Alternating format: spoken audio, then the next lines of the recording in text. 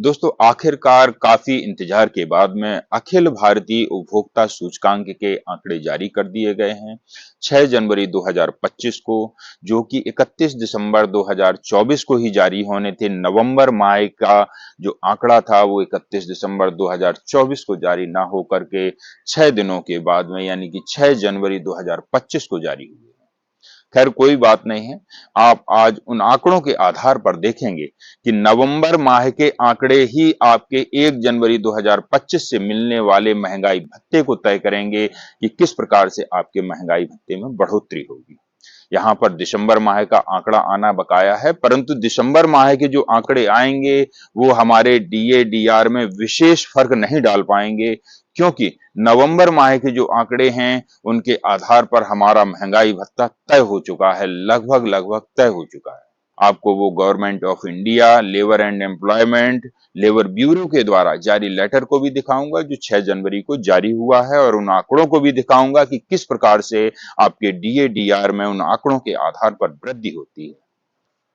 अखिल भारतीय उपभोक्ता सूचकांक एआईसीपीएन के आंकड़े government of India ministry of labour employment labour bureau के द्वारा जारी कर दिए गए हैं, और ये 1 जनवरी 2025 से मिलने वाला महंगाई भत्ते को तय करेंगे। ये आंकड़ों के आधार पर ही ये हमारा महंगाई भत्ता तय होने वाला है। ये 6 जनवरी का लेटर है, आप स्क्रीन के माध्यम से देखिए।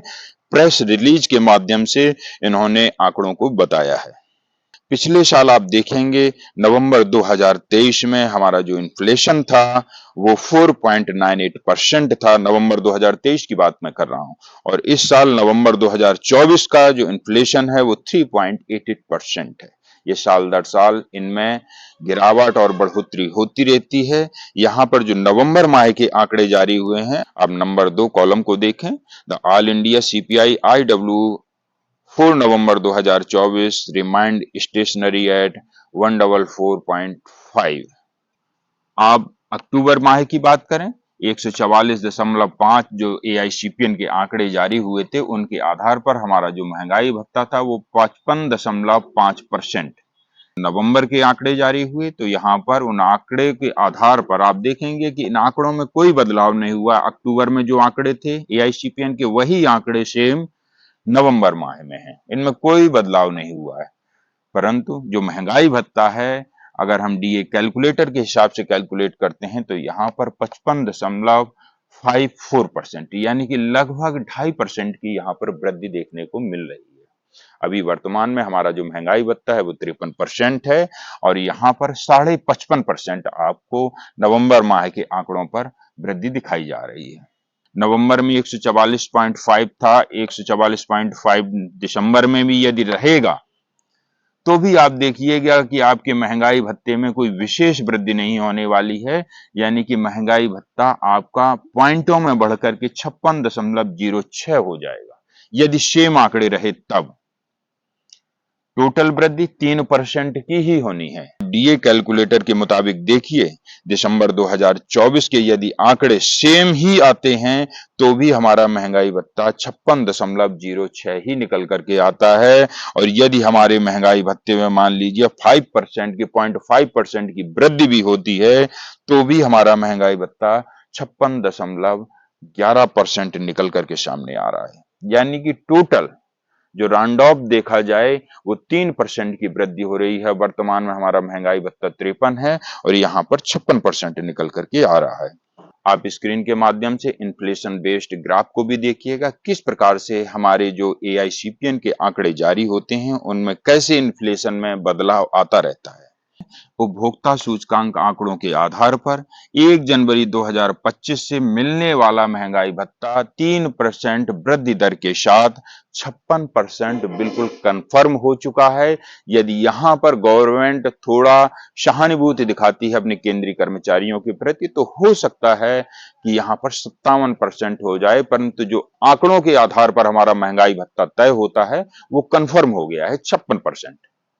अब मैं आपको बताने जा रहा हूं 18 महीने का डीएडीआर। इसकी चर्चा कई सालों से चल रही है। कोरोना के समय में 18 महीने का डीएडीआर जो केंद्र सरकार के द्वारा हमारा फ्रीज कर दिया गया था, जो अभी तक हमारे केंद्रीय कर्मचारियों को नहीं मिला है। अलग अलग सोशल मीडिया प्लेटफॉर्म के माध्यम से खबरें निकल करके आती हैं कि आज ही 18 महीने का डीएडीआर मिलने वाला है या इसी महीने 18 महीने का डीएडीआर मिल जाएगा। केंद्र सरकार ने अभी-अभी घोषणा की। ये तमाम बातें बिल्कुल अफवाह हैं। आपको न जाने कितनी बार बता चुके होंगे कि 18 महीने का डीएडीआर इसी महीने मिलने वाला है।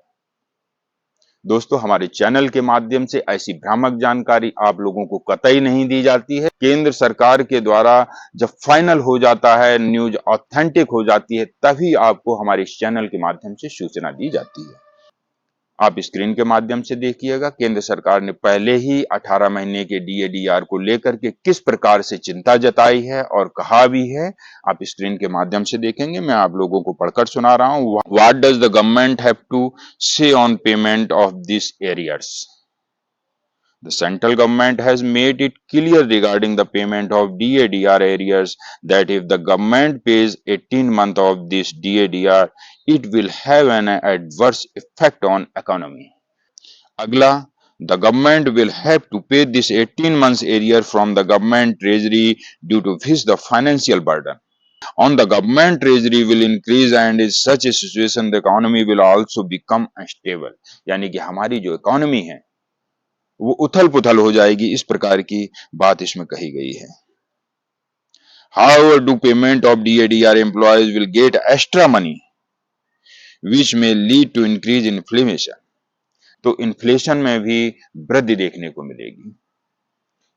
केंद्र सरकार के द्वारा ये बातें पहले ही स्पष्ट की जा चुकी हैं, फिर भी 18 महीने के डीएडीआर को लेकर के आए दिन खबरें आती हैं। हो सकता है भविष्य में सरकार इस पर विचार करे और आप लोगों को 18 महीने का डीएडीआर क्रेडिट करे, परंतु अभी तक 18 महीने के डीएडीआर को लेकर के कोई भी सूचना नहीं है, ना ही आपको 18 महीने का डीएडीआर मिलने वाला है।